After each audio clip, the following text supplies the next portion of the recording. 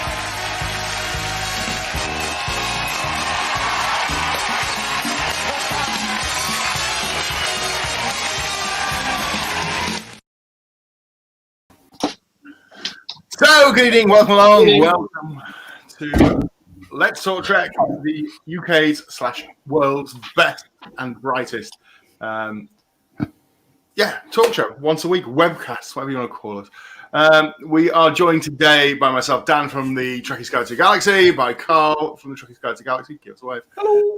Richard from the USS Riker's Beard, and James Dillon from I Bought a Webcam with Lots of Pixels. We are with you all the way through for the next 45 minutes, and we have a variety of features we're going to be doing. If you're watching us and you want to say hello, get into the comments. We will flash them up on the screens.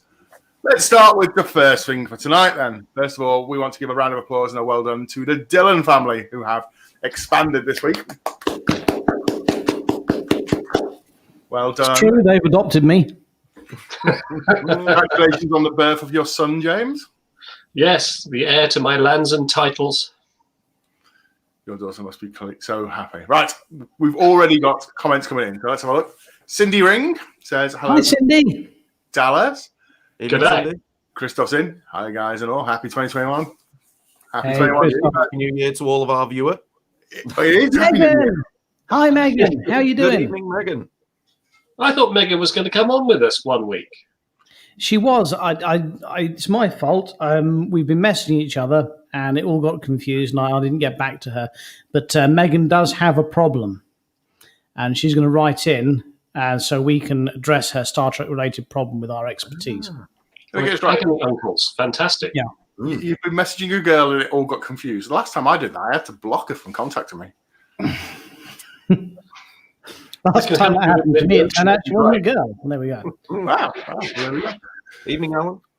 Melinda from Missouri. Fantastic. We've got a lot of people from Worldwide. from North America in here tonight. That's Truly fantastic. international. Truly international. Right. I So mean, that's basically North America is the motherland for us because that's where Star Trek came from. So it's a privilege to have you guys with us. And we'd like to, of course, very quickly, before we jump into the show, we'd like to say a very quick thank you to the guys from Virtual TrekCon who had us last week as a live panel and had me for trivia 2 nights a week. And you guys were all amazing. Thank you so much for that. Have they invited us back? No doubt they will, I'm sure.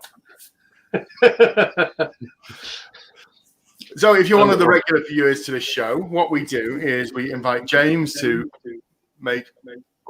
Oh, who's feeding back? Who's just in a volume up? Oh, that's weird. Anyway, right. We invite James to make cocktails because we discovered that he's much more fun after having a drink. So let's do it.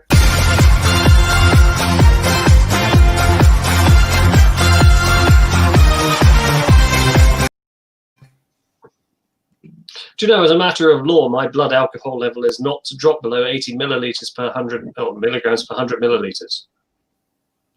By law. Why is that, James? It's just the law. I see. Right, okay. There's no consequences. There's no That's consequences. Dan pressing the wrong button there, I'm afraid. That's the one. I'm sure Dan's never done that before. Come on. Right. Goes along with his confusing messages from earlier. So this week's cocktail is, as we're still just about within the realms of Christmas and the festive season, is the Delta Vega Snowball. Now, for the Delta Vega snowball, you're going to need 3 things. Firstly, Ferengi lemonade. Now, what do we know about Ferengi lemons? Moist. Slugs. Yeah, more moist. You'll also need some Ferengi lime. And what do we know about Ferengi lime? Exceedingly moist. Excellent. And finally, you'll need some Taspar Advocar, made with also Temerian sugar. And you'd mix it all together in the ordinary course of things. But if, like me, you've been a bit busy this week, you've been dealing with child-related issues, you can just get a pre-mix one like this. Martini glass. It's the perfect way to start your Christmas morning. What is it, James? We can't make it out on your camera, I'm afraid. Your camera of many pixels. What was it? Snowball. It's a snowball. Right, there we are. Yes, they are. I'm expecting you to go into a rendition of James and his amazing technical webcam in a minute. What's it's the same webcam I use every week. I'd blame your IT department if I were you. I was going to say, well, you want to have a word with your IT man there. I think it might be to do one of the light bulbs in here is gone. But there we are. Oh, anyway, so the snowball, very nice. Wait, look. Christoph's from Austria. G'day, mate. Let's put another sausage on the barbie. Not that Australia. Oh, dear. Anyway, terribly nice. Terribly Wonderful. nice. I recommend a snowball. Thanks, Chris. Don't forget, of course, Chris is having a baby soon as well. So would you have any advice to give to Chris from your baby producing exploits? Yes, always have your car fully packed. And when the midwife sends your wife out for a walk around the hospital car park at 6 in the morning when it's freezing cold, wear an extra layer. Chris, always keep a tissue and or a wet wipe on you at all times. Also a baseball glove, because I'm glad you said glove. It was so fast, I nearly had to catch myself. Oh, wow. Look at that. What's going on here? Look What at that. you? And I'm Carl's pressing all the buttons. That shouldn't even have come up then. That was merely me preparing Anna my... Maria from British Columbia, the finest kind of British, please. Absolutely. Skis, Mozart, and Arnold Schwarzenegger, not kangaroo. That's I think Austrian. Yes, I different think that kind is of an Austria. excuse for some Schwarzenegger quotes. Now, did you just see that we had Get someone to in the from, chopper! Get did the you see someone, job. we had somebody in Please, from no British bathroom. Columbia, boys and girls. Yes, we saw someone from British Columbia. Let off some steam. baby. Ironically, we nicknamed Blackpool British Columbia, but that's mostly because it's full of illegal drugs. And it's in Britain. You can't say that. Yes, you can. You can't say We're not from there. We can say what we want. Don't worry. I'll mute him. If it bleeds, we can kill it. Actually, I've got it. So, you guys don't follow football, but there's a wonderful football manager. Okay. And he was the manager of Blackpool, and he was the most outspoken manager ever. And they said to him, "So what do you think of Blackpool?" He said, "Oh, it's fantastic. He's from the West Country." He said, "It's fantastic. It's full of transvestites and people in shell suits." Consider that a divorce. Right. Come on, boys. Let's move on with this show. So we've had for cocktail. Thank you very much. We've done congratulations to James on the birth of baby Jacob. Jacob's the right word, isn't Jacob. it? Wonderful.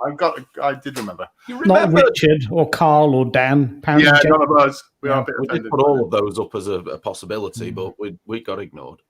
Yeah. Come with me if you want to leave. Right. Carl, shall we press that button? Yes, go on.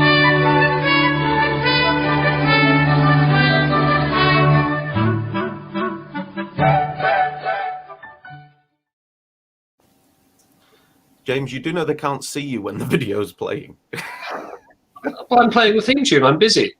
That's probably a good job then. So yeah, as most of you will have saw then when the software decided to share something that we didn't click the button for, on this week's Collectible Corner, we have a gift I received for Christmas. It's this absolutely stunning model of Deep Space Nine, complete with Scale Enterprise D to dock onto it. Now, this is the Playmates DS9 Light and Sound that was released in the mid-90s. And to be perfectly honest, you're lucky if you can get hold of one currently. I was very, very fortunate. One came up on eBay just before Christmas, and my fantastic better half decided that she would spring for it for me as a present. So, yeah, I was exceedingly pleased with that. Is it lights and sound, Carl? Sorry? Is it lights and sound if it's a Playmates one? Yes, sir. So we have not much in the way of lights, unfortunately. Only those couple of LEDs around the habitat ring, but we do have lights and sound. There are 4 sounds to it. I believe you get tractor beam, phaser. Let's see what else we've got.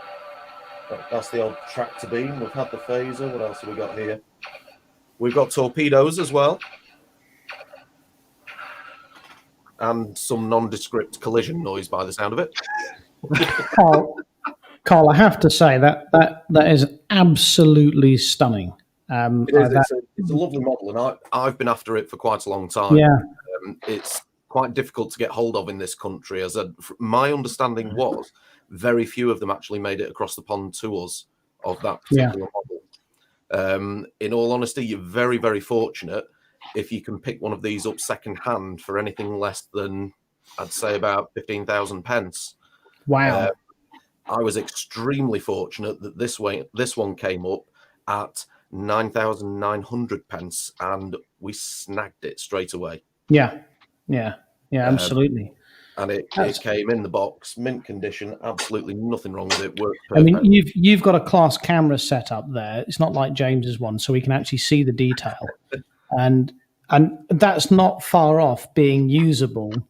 Obviously not in HD, but if you were filming in standard definition, that's not far off being a usable model for effect shots. That's really nice. That's absolutely lovely. It's a lovely model, and if you do ever get a chance to grab one of those for anywhere around the 10,000 pence mark, don't even hesitate, because it, like I say, it's a rarity in this country anyway, and at that price, it's a steal. Wow. Absolutely wonderful. Yeah. Well, let's say hello to some more people. Jolly Lions. Hey, what's going on? A weekly Trek show. Moving on. Yes. Ben from Hey Ben. Interesting point about your scale model of the Enterprise D. I think it was said by the likes of Rick Sternbach and Doug Drexler that Deep Space Nine was never officially scaled. And it was inconsistently scaled in terms of when you'd see things docked at it. So the Defiant appears relatively large. When you consider you see the Enterprise D at the top of a pylon, it looks quite small.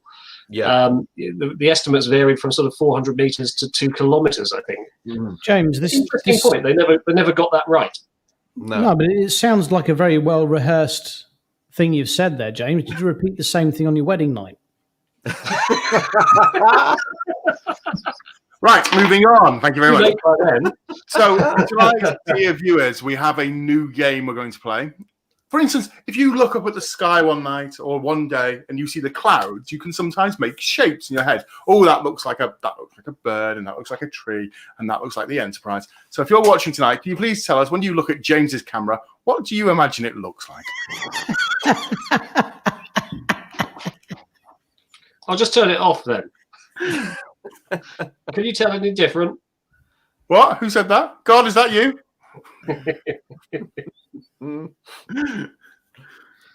Oh, jeez. James, put your camera back on. Dan, stop being mean about James's camera. I'm not being mean about James's camera. That's better. Why have you just done that? Yeah. What have you just done, sorted James? it out. Fixed it. I turned it off and on again. Hey, finally. I'm an IT professional. Tell you to do that. Oh, bless. Wow. Just don't move too quickly, because then it won't force it to do any sort of like serious processing. That's much better. That is really... Oh, brilliant. Oh, amazing. Wow. Okay. Apparently it's called focus. That's the issue, says Chris. Right. So, new year. We routinely have issues with, yeah. Yeah, exactly. New year, new us. First of all, we know. Because Yeah. it got me thinking. What are you looking forward to Trek-wise in the new year? What's coming up that you want in the next? If the world gets better and we can move around and travel as allowed and events start happening again, what is your focus for this year? Picard Season 2, Strange New Worlds. Mm-hmm. Yeah, Discovery finishing. There's hopefully going to be towards the end of this year. I do think towards the end of this year, conventions might be happening again. And as much as of course, we all love Star. I rib Discovery every week, but I'd rather watch Discovery than no Trek. Of course, I would. So we all enjoy Trek, but we all enjoy getting together. What am I looking forward to? I'm looking forward to the COVID getting its ass kicked, and towards the end of this year, us all getting together and talking about, arguing in the pub about how good or bad Discovery is, and loving Picard or hating Picard or whatnot. That's what I'm looking forward to. Yeah, I mean, I'm looking forward to seeing some of the other Trek people that you see online who've been a bit quiet through COVID. And I think it maybe it's hard to sort of do some of these shows if you don't see each other all the time. I'm looking forward to seeing those bringing our community back together is what I'm looking forward to. Yeah. James, I already said Picard Season 2 and Strange New Worlds. You did, which other people said that as well. Yeah. I think conventions is a big one. I agree, although I think the convention scene will be vastly different to how it has been previously. I think people may be a bit... There'll be less kissing and hugging, won't there? Well, not so much. Only actually in the convention hall where they can keep control of us. I mean, I think personally it's going to be really hard to do like photo opportunities. Like, will stars want to be, this close to you doing a photo anymore? It might be in a plastic box. Will we see more photo opportunities, like, for instance, on the Bridge of the Enterprise, where you're at a con position and the star is sitting on the captain's chair, or they're on the captain's chair and you're on. Gee, and I'll just have a quick serious note on that. Oh, God.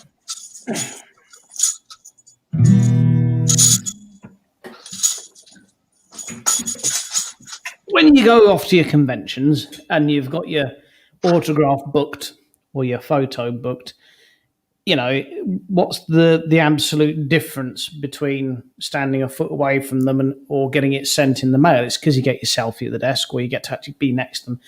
I remember famously there was the have your picture taken with Britney Spears, but you're not allowed to go within 3 feet of her kind of thing. And it's, and then you look at wonderful people like Doug Jones and he's all over them.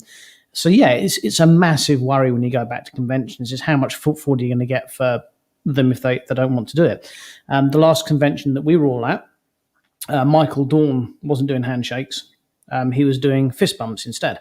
And he actually got a lot of flack for that. I mean, he really did. A lot of people were like, oh, he's really snobbish and whatnot. But, he's a right to decide what he wants to do or not. I personally don't think it'll be an issue because the only way that conventions are going to come back is if there's a vaccine. And I think if there's a vaccine, I think the stars will be happy to be in the photos the same as they were before. Obviously, some of them may choose not to be, but I don't think it'll be as big an issue as perhaps you think it might be. As long as we've all had the vaccine and we're all sorted. Fair enough. Right, going into... At the end of the day, we are the sort of group that respects everybody's choices. You would like to think. Yeah. So let's have a look through the comments of what people are excited for. I know Carl has been flashing a couple up. We'll go through them very quickly. Megan says, Destination Exotic London, Strange New Worlds. Maria says, more Picard, which someone else has already said. I think it was James. So yeah, we're looking forward to that. Strange New Worlds and DST. Yep, definitely that. Lower Decks Season 2. I'm really looking forward to Lower Decks Season 2. I liked Lower Decks as a thing. I know some of you didn't quite, or it wasn't. What do you mean? You've watched Lower Decks? Yes. In the UK?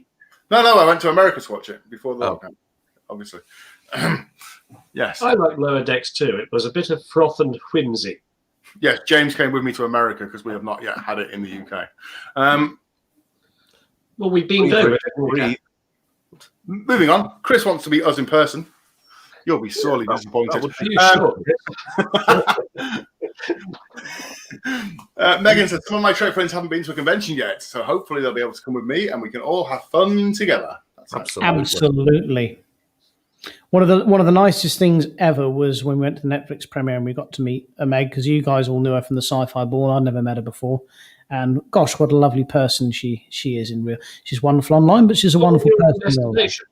And she put up with drunken you, which is always a good point. I was a bit pissed. Right. Well, we've had a question to quickly discuss before we go into the news. So, how would you all feel if a DS9 arc was brought into Discovery?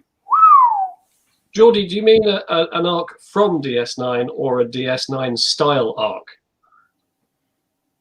Well, I think DS9.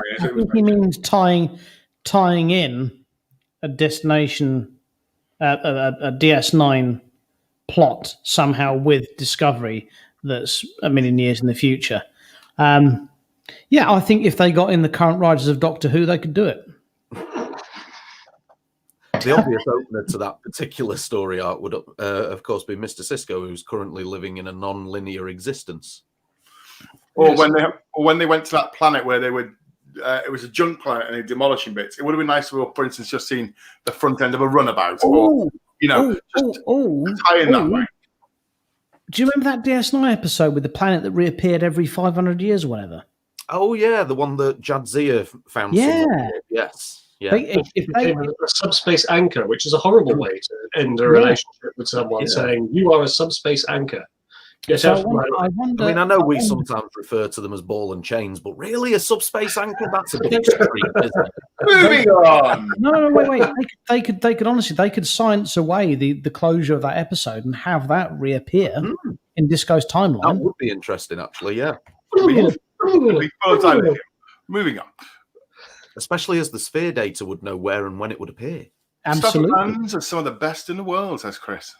Is the sphere data going to anthropomorphize itself and become Mr. Data? Let's have a look. Megan says, Sci-Fi Ball is still on my list of conventions to go to. Well, you're out of luck this year. Yeah, it'll be 2022 before the next Sci-Fi Ball, unfortunately. They are not doing this year, it's just 21. But we are looking forward to 22. Who's going from our group to 22, or who's thinking about it? The plus for me this Christmas has been I've not been running around like a maniac trying to build a shuttlecraft or something for the SF Ball. So I've had a little break. You say that, but Mrs. Dillon's been busy building a baby, so... True. Yeah, well, she was doing that. I mean, I couldn't really help with that. Apart from at the outset, obviously. You laid the blueprints.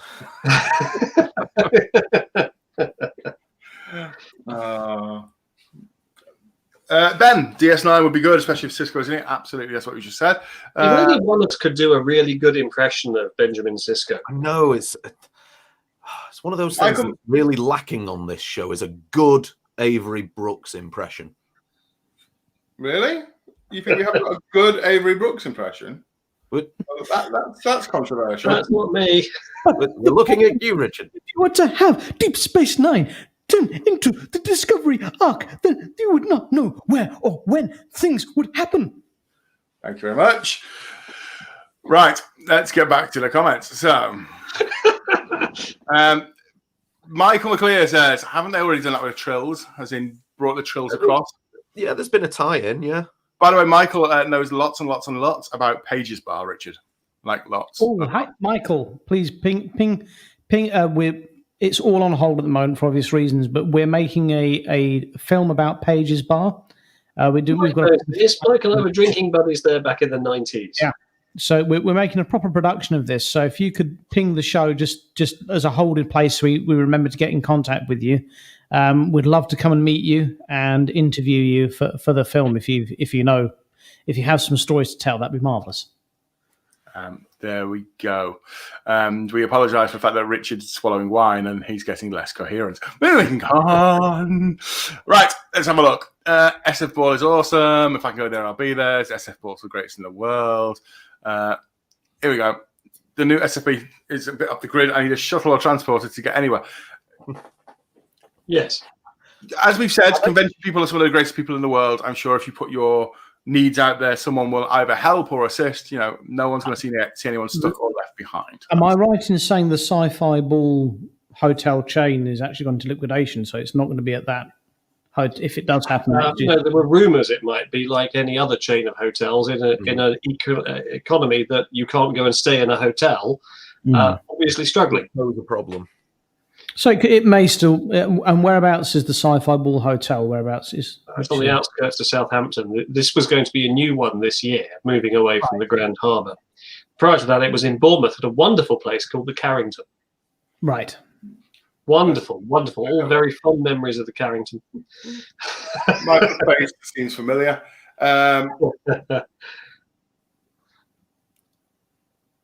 I did indeed park the shuttlecraft. Are you talking about impregnating my wife here, Christopher? Oh, it's a good job we're on post-watershed, isn't it? We are never getting that job which we want for the After Trek specials. When they eventually decide that Wheaton is not hip enough and they want 4 middle-aged blokes on it, we're not getting that. We would love Will Wheaton to come on this show. We love Will Wheaton to bits. Great. We do. Wheaton's a lot of fun. Will, we know you're a friend of the show. Come on. We know you're watching. Get your people to talk to my people, and we'll get you on. Sorry, who is he? Moving on. Right, it's time for the news. Oh, is it? Hang on, let me set up another screen share then. Oh, crikey. While you're doing that, Carl, Dan, because we're looking through the comments, why don't we invite both of our viewers to let us know any suggestions they may have for future features here on our show? Oh, yes. Now that, just in case we decide to rest Booze Reviewz for you. Wish. You mistakenly think that this is a democracy, which it isn't. We have news. Go for news, Carl. What is it? Well, I'm going to ask you that because I set it up ready. So, what is this picture all about then, James? This is the Admiral from Star Trek Discovery. Admiral Cornwell, who's dead. That's the one. And a medical doctor who's a real medical doctor, an actual proper medical. He is an actual proper doctor, and he's one of the friends of the Seventh Rule who hosted the virtual TrekCon. Indeed. 3 times. Is he doing a podcast about teaching biology through the medium of Star Trek or something? Did I see something about that? He's doing it in conjunction with Jane Brooks. She's assisting him with it. They're going to be starting that on January the 10th. And each week it'll be... They're going to base it apparently around something to do with episodes within season 3 of Discovery. They're going to start with and base it around that. And it's all to do with biology. So, yeah, about half an hour long each episode starting on the 10th of January. Oh, maybe they can investigate why none of the actors can speak correctly and I have to use subtitles to understand what they're saying. Maybe just turn your volume up. That's what I tend to have to do. It's a fact, isn't it? They all seem to whisper the entire time under their breath. I get so bored trying to listen into what they're saying. I put the subtitles on. Oh dear, right. So we'll move on to our next piece of news then.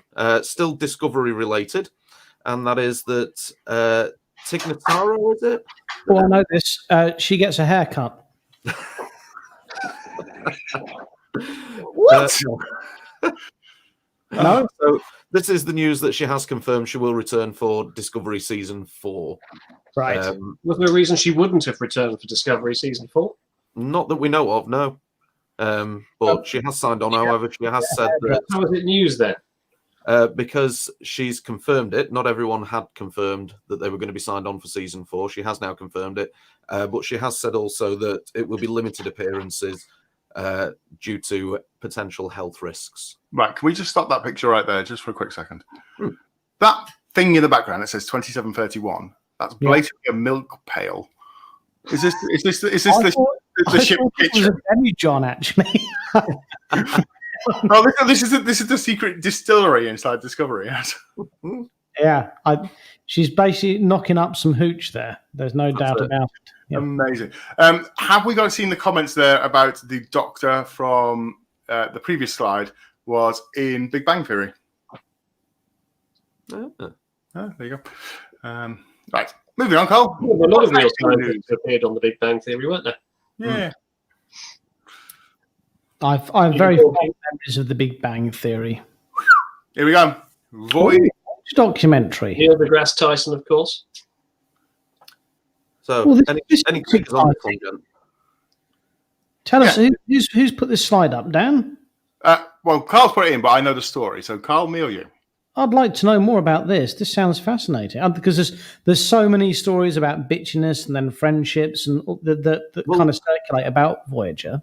Would you like to know about it from Dan? Would you like to know about it from me? Or would you like to know about it from one of the most highly decorated ensigns that Starfleet has ever seen?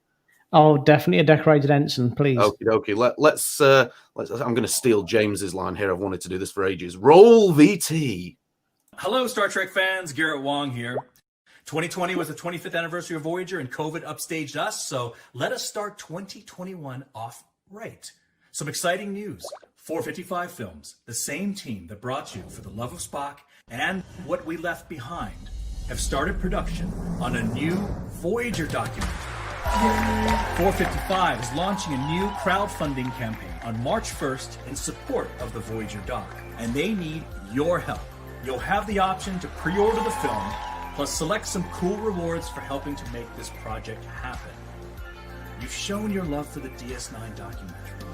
Now, it's time to show your love for Voyager. We deserve the love too. Please help spread the word and join us on this journey. Stay tuned for more news by following the Voyager doc on all social media. See you on March 1st.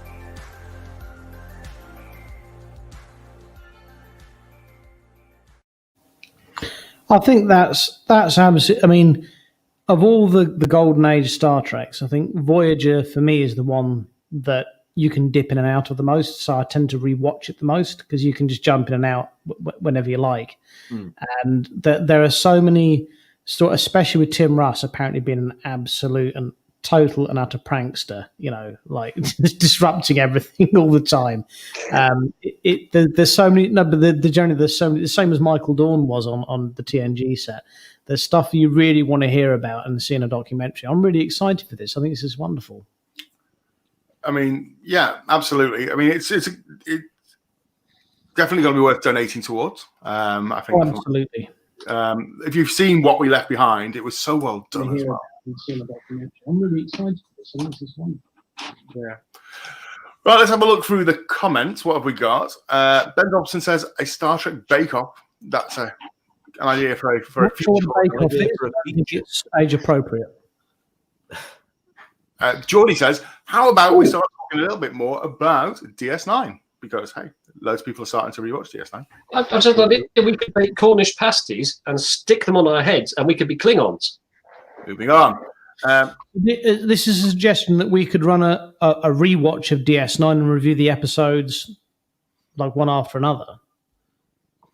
Well, I had a thought. So they if it's like the What We Left Behind one, it's like if you donate this much, you get your name in the end credits. So, 17 minutes of end credits. If you donate this much, you get a freebie.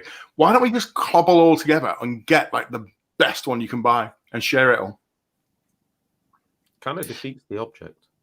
What about a blankety-blank checkbook holder and pen?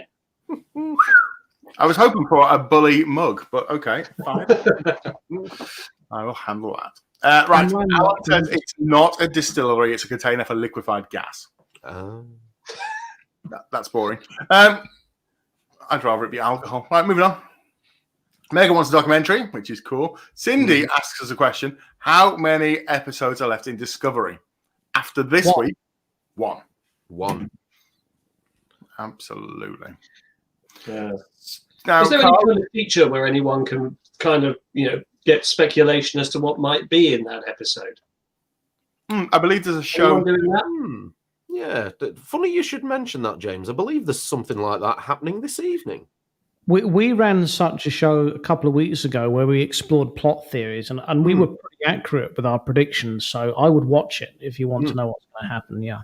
Yeah, absolutely. I believe there's one happening at about 10:15 this evening, not long after we finish this show. Carl, next slide, please. Next slide.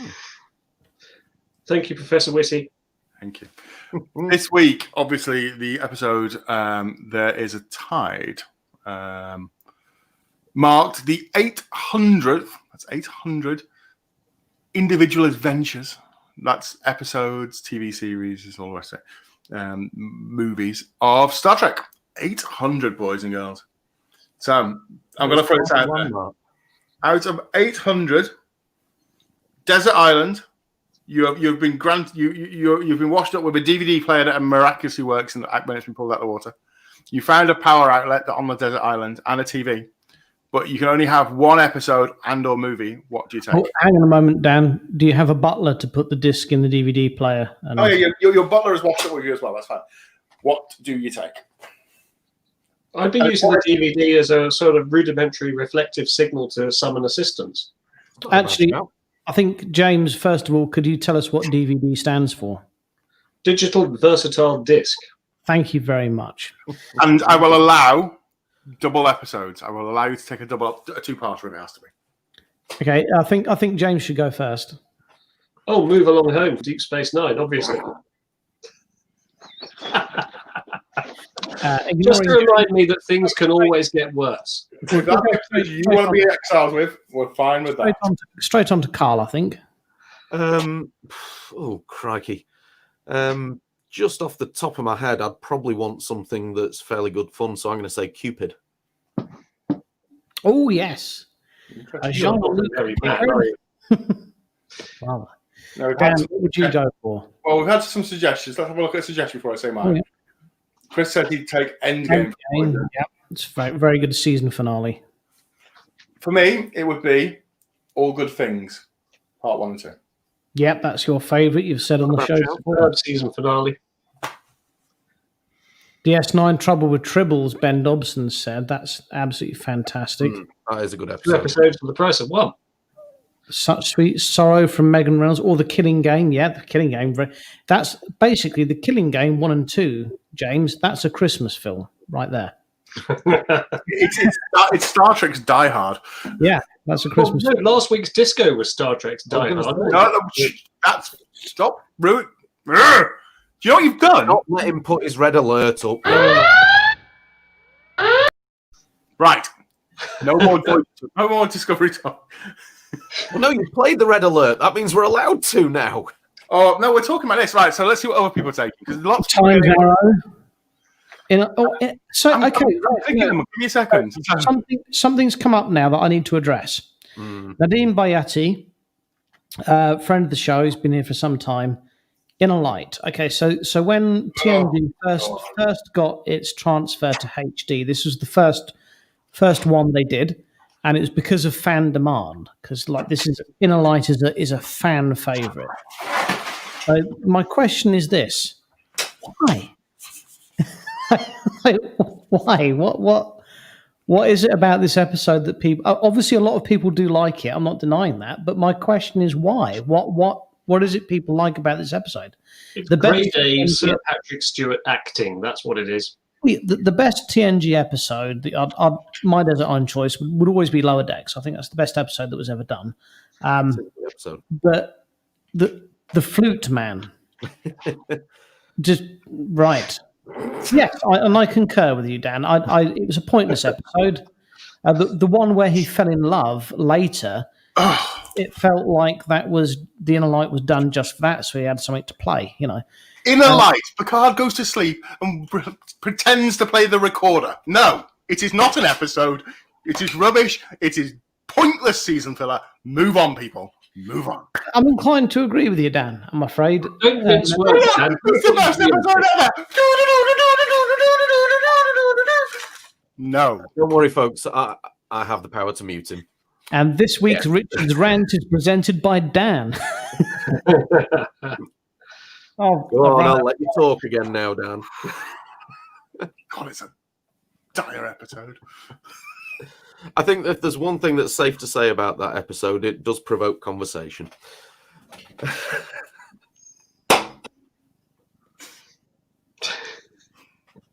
Actually, tell me. And also kill conversation.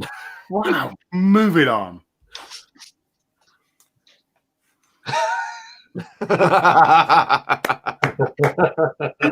There's a reason we love Chris.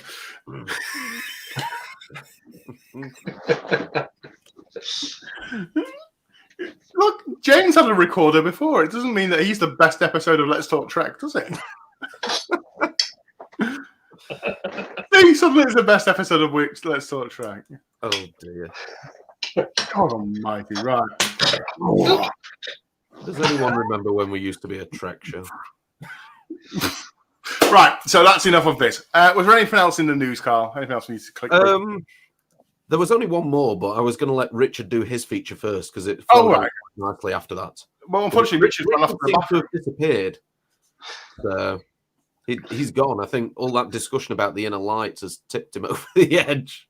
He's got to come back with a wearing a dress with his hair cut off and a recorder and claim he's the best episode ever. Well, Sir Patrick, we love you. You know, all good things.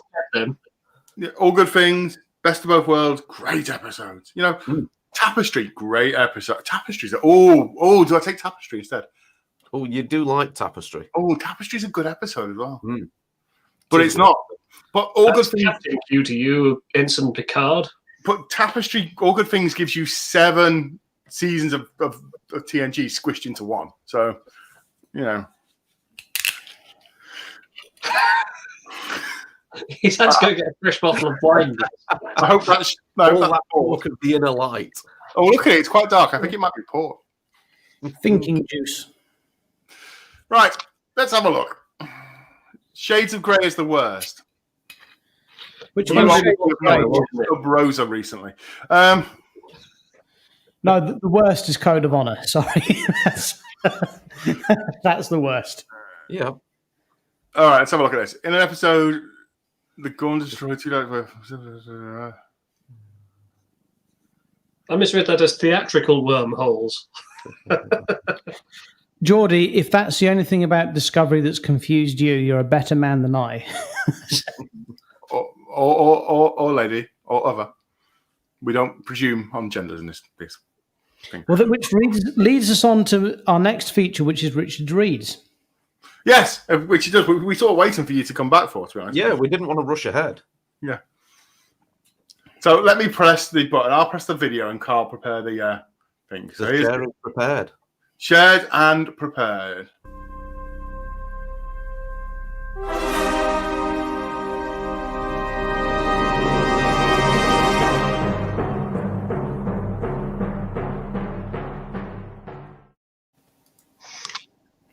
So this week I've been reading Interspecies Relations, an Explorer's Guide by William T. Riker, which I have to admit was a bit of a dull read until I got to chapter 5, which was entitled What to Do When You Unexpectedly Discover That Your Date Has a Penis.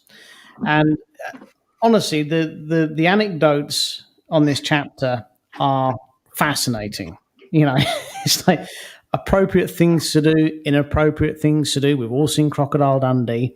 The section where he asked a waiter for advice was just fascinating. This is a very good read, and I'd highly recommend it to anyone.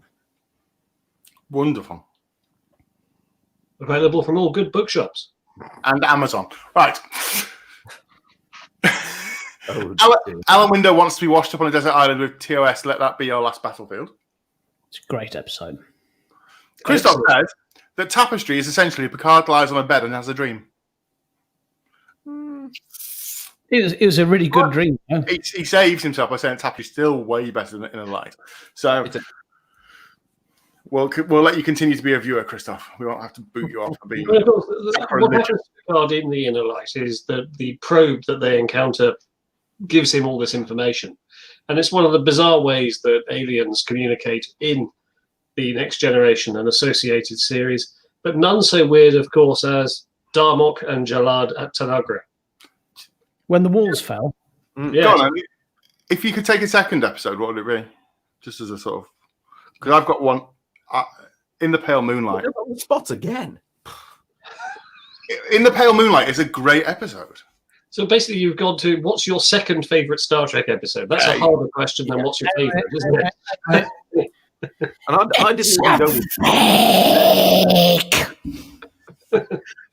And I didn't even go with my favourite. I just took one that was fun to cheer me up because I'm stranded on a freaking desert island. What was your favourite then?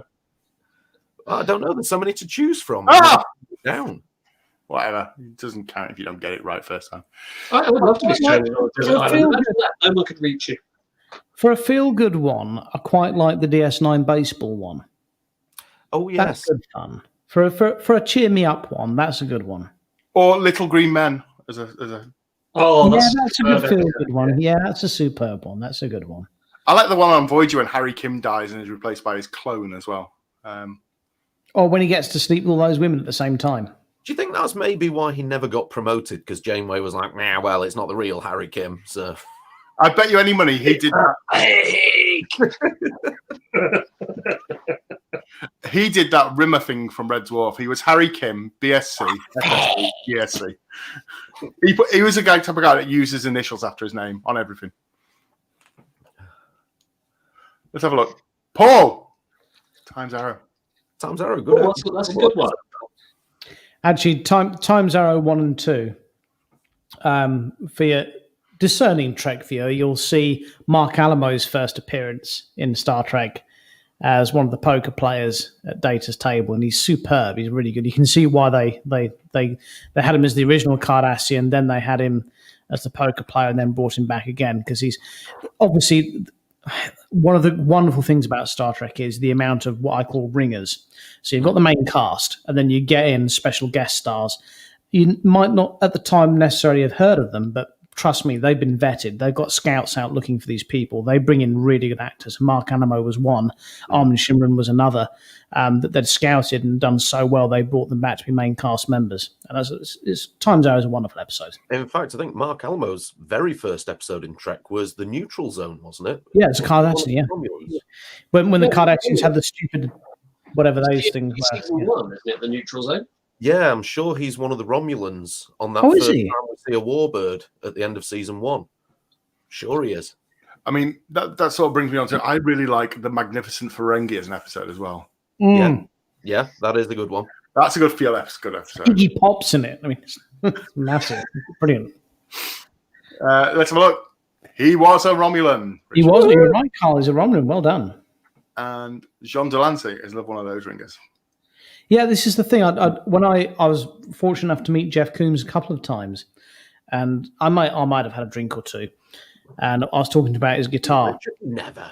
Yeah, and I said, you know, I've got to be straight up with you. The most intimidating thing you must ever have done as an actor is walk onto a Star Trek set. Not just because of how good the main cast are, but because of how good all the supporting cast ever come on. You're always going to be judged. You can't get away from it, you know. So to walk on a Star Trek set and deliver performances that they consistently do. Yeah, the actors are brilliant, but whoever the staff are that are essentially the scouts, you know, the casting directors, they've always done a sterling job and got such good people in every time consistently. Until Disco. But, you know, it's strange you should say that, because... Yes, exactly. Yeah, that's one of the biggest issues I have with Disco is that they've dropped the ball on that particular thing, which is weird because in Picard, quite the opposite. Everyone is superb in Picard. Absolutely. But they've dropped the ball so much with acting quality on Disco. It's incredible. We are going to quickly run through our last feature of the evening as time is progressing, and James has a baby to go and babysit now. Well, no, Dan, I'm going to have to correct you there before Mrs. Dillon does. You don't babysit your own children. You care for your own children. If I were to use the babysit, I would be hauled over the coals. As we say, James has to go and babysit his own child. What is it when you have to look after your wife? Woman sit? That's marriage. Ah. Right, let's press this one.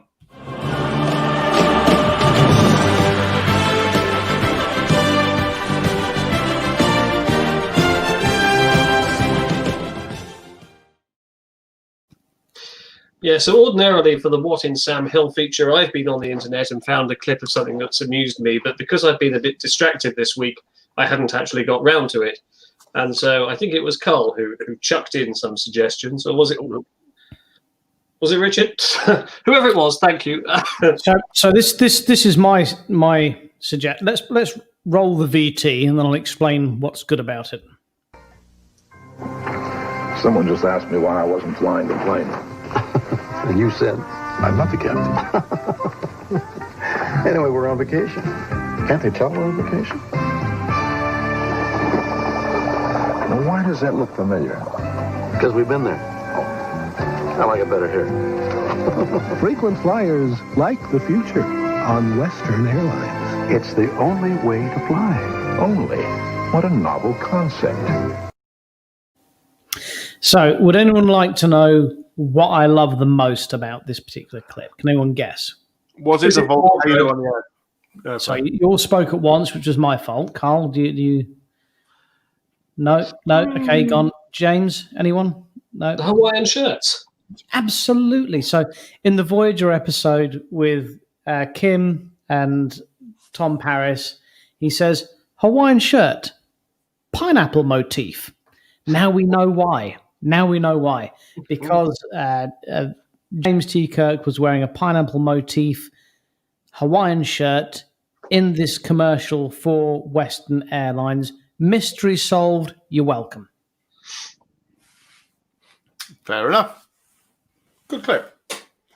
I think they probably got some other writers from the current series of Discovery to script that. No, James, it made far too much sense. Paul says he'd like to watch Armand Bashir.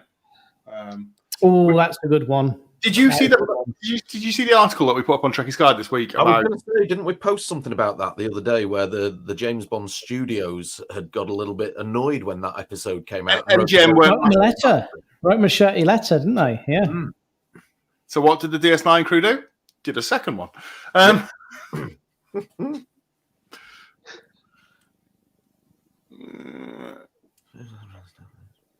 What? Is that except where the most famous admiral in Starfleet history? Wait, hang on. Can we just acknowledge the fact that Geordie, I love you, but you've got to change that profile picture because you remind me of that freaking paperclip thing that annoyed the fuck out of me in the early 20s. It looks like you're writing a letter. Would you like me to do that for you? It appears you're trying to. It looks like you're writing a letter. Hey, Badgie. You'll learn more about this when you watch Lower Decks. Right, moving on. So let's go with our final feature tonight. Carl, throw it up. Yes. So this week sees the release of the next Star Trek Picard novel titled The Dark Veil. It's going to be available at presumably all good bookshops, also available on Amazon, and you can get it on Audible as well for, if you are a member, one whole credit. Now, this is written by James. In terms of pence? Sorry? What's a credit in terms of pence? I'm not sure about a credit in terms of pence, but the book itself, if you want to buy the hardback edition, is around 1,300 pence. So, yeah, the guy up in the corner there is James Swallow, the author. He's written Star Trek novels previously. Friend of the show. He's previously done a couple of Titan ones and also a Discovery one. Now, I have actually been in contact with Mr. Swallow a couple of months back, and believe it or not, he has agreed to grace our show with his presence. I'm just trying to Splendid. I'm just trying to firm up a date with him for after the book's been released, and hopefully we've had a chance to read it so that we can talk to him meaningfully about it. We should invite a friend of the show, Tony Leon, at the same time. And have like an awful panel. Oh, and friend of the show, J.K. Woodward. Oh, and friend of the show, Gary O'Brien. Hey, we could almost do a special. We could have a night off. And we can have, a night off. What news for you? Just guest hosts every week. We just don't bother turning up anymore. Wow. Yeah, I mean, I'm particularly excited. The first Star Trek novel, which was by Una McCormack, was very good. I believe you're currently partway through that one, Richard. Yeah, I'm. So, who's it by again? Una McCormack. The first one was, yeah. Yeah.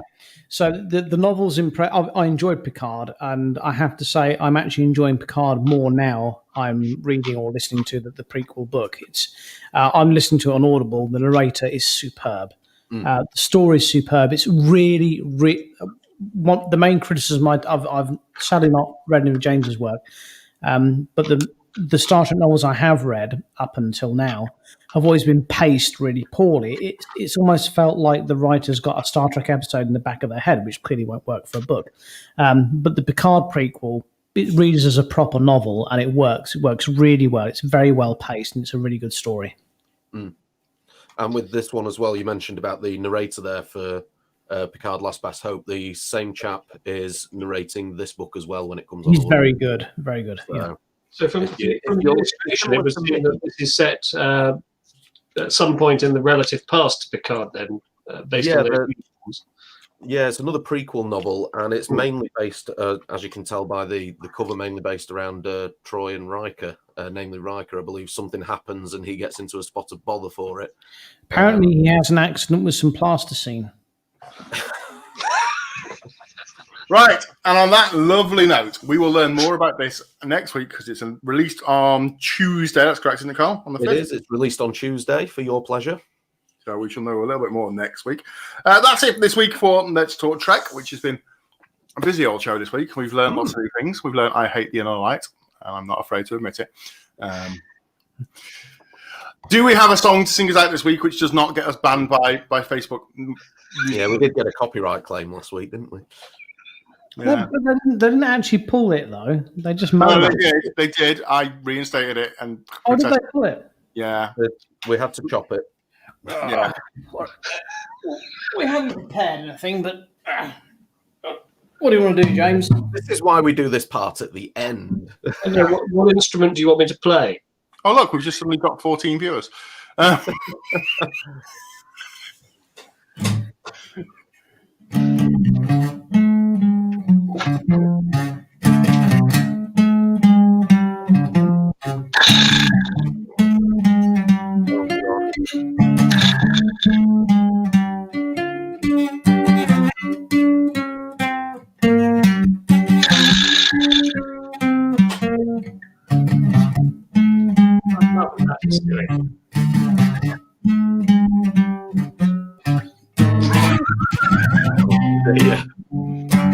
Hang on a minute.